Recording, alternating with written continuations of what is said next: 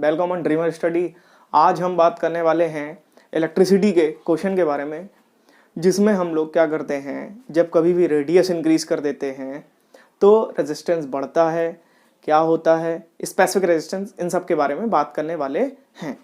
चलिए पहले आपको बता देते हैं होता क्या है, रेजिस्टेंस क्या होता है, आप लोग को ये बता देते हैं। During the flow of current obstruction offered, ठीक है, the obstruction offered during the flow of current, this is called resistance. ये आपका रेजिस्टेंस हो गया।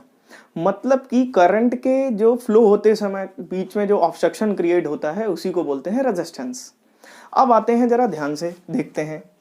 पहला बात, रेजिस्टेंस जो है आपका directly proportional to the length, then resistance is inversely proportional to the area of cross section of a conductor, current carrying conductor. Is it clear? इसको मैं इजी लैंग्वेज में भी अभी बताऊंगा, लेकिन पहले आप थोड़ा ऑफिशियल लैंग्वेज में सुन लें इस बात को, ठीक है। अब जब क्या होता है, R is directly proportional L by A, so there is R, when remove the directly proportional sign, proportionality sign, then there is a proportional constant rho L by A. Is it clear? So this one is R is the resistance,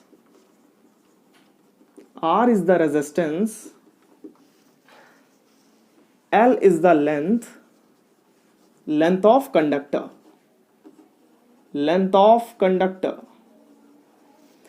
A is the area of cross section,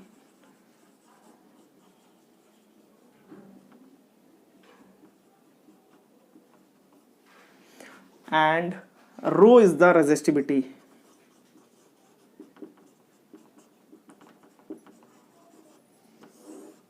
Okay, now we come on the question में क्या दिया गया है, जरा ध्यान से देखेंगे। Question में दिया गया है two copper wire A and B are of same length. चलिए, wire A and wire B, two wires हैं आपके पास, दोनों का सेम लेंथ है। Is it okay? At same temperature, इनका टेम्परेचर भी क्या है, सेम है, 30 degree Celsius. Is it clear? Then question में पूछा है radius of A is twice the radius of B.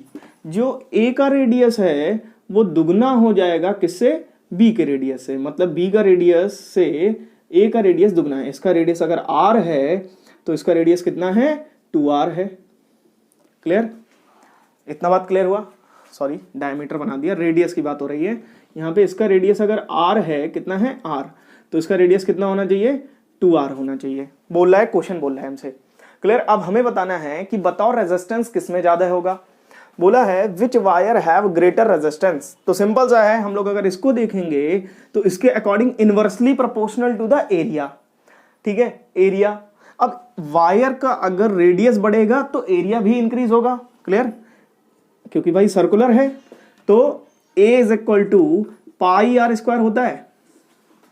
Clear? Area is equal to pi r square होता है। ये बात क्लियर है आपको? तो यहां पर अगर हमारा रेडियस इंक्रीज होगा तो हमारा एरिया भी क्या होगा, इंक्रीज होगा। और जब एरिया इंक्रीज होगा तो हमारा रेजिस्टेंस डिक्रीज होगा। Is it clear? मतलब कि वायर ए का एरिया तो इंक्रीज होगा बट इसका रेजिस्टेंस क्या होगा, डिक्रीज हो जाएगा। Clear? Area of wire A is increases but the resistance is decreases. Is it clear? But in case of second B wire, इसका क्या होगा भाई, अगर हम इसकी बात करें तो इसका एरिया तो डिक्रीज होगा बट इसका रेजिस्टेंस इंक्रीज हो जाएगा। तो हमसे पूछा था कौन से वायर में ज्यादा रेजिस्टेंस होगा, तो हम बोलेंगे बी वायर। ठीक है, इतना क्लियर हो गया। अब दूसरे वायर पर आते हैं, दूसरी बात पर आते हैं इस क्वेश्चन की। इसमें बोला है which wire will have greater resistivity.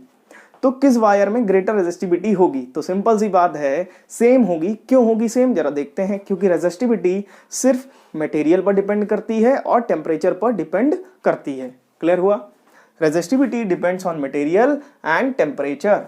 सो यहाँ पर क्या है, दोनों ही चीजें, यहाँ पर टेम्परेचर इज सेम, सो यहाँ पर क्या हो जाएगी, रेजिस्टिविटी सेम हो जाएगी।